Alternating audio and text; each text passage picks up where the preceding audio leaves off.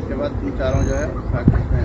മാവോവാദി വിരുദ്ധ ഓപ്പറേഷനിടെ തേനീച്ചകളുടെ ആക്രമണത്തിൽ ജീവൻ പൊലിഞ്ഞ CRPF dog സ്ക്വാഡിലെ മിടുക്കിയായ നായ റോളോയുടെ ഭൗതിക ശരീരം സൈനിക ബഹുമതികളോടെ അടക്കം ചെയ്തു. ഛത്തീസ്ഗഡ് തെലങ്കാന അതിർത്തിയിലായിരുന്നു മാവോവാദി വിരുദ്ധ ഓപ്പറേഷൻ നടന്നത്. കൊറോഗോത്തലു ഹിൽസിൽ 21 ദിവസം നീണ്ടുനിന്ന രാജ്യത്തെ ഏറ്റവും വലിയ മാവോവാദി വിരുദ്ധ ഓപ്പറേഷനിൽ CRPFനൊപ്പം റോളോയും പങ്കെടുക്കുകയായിരുന്നു.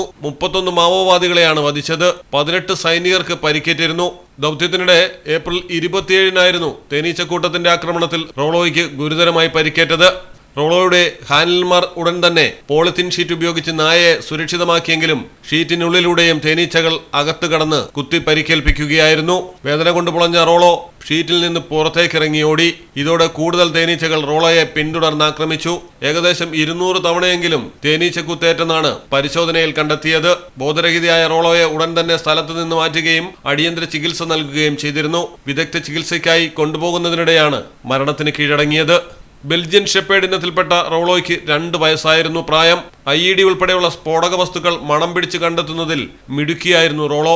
അതുകൊണ്ട് തന്നെ മാവോവാദികളുടെ ഒളിയിടങ്ങൾ കേന്ദ്രീകരിച്ച് വനമേഖലയിൽ നടന്ന ദൗത്യങ്ങളിൽ റോളോയും പ്രധാന പങ്ക് വഹിച്ചു. കരടി ഉൾപ്പെടെയുള്ള വന്യമൃഗങ്ങൾ വിഹരിക്കുന്ന വനമേഖലയിൽ CRPF സംഘങ്ങൾക്ക് റോളോ കാവലായി നിന്നു.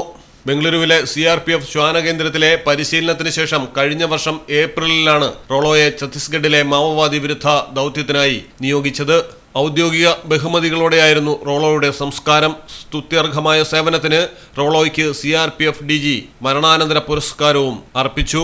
News desk Malayalam television. ആഗ്രഹങ്ങൾ പോലെ സഫ ജ്വല്ലറിയിൽ കളക്ഷനുകൾക്കും പരിധിയില്ല.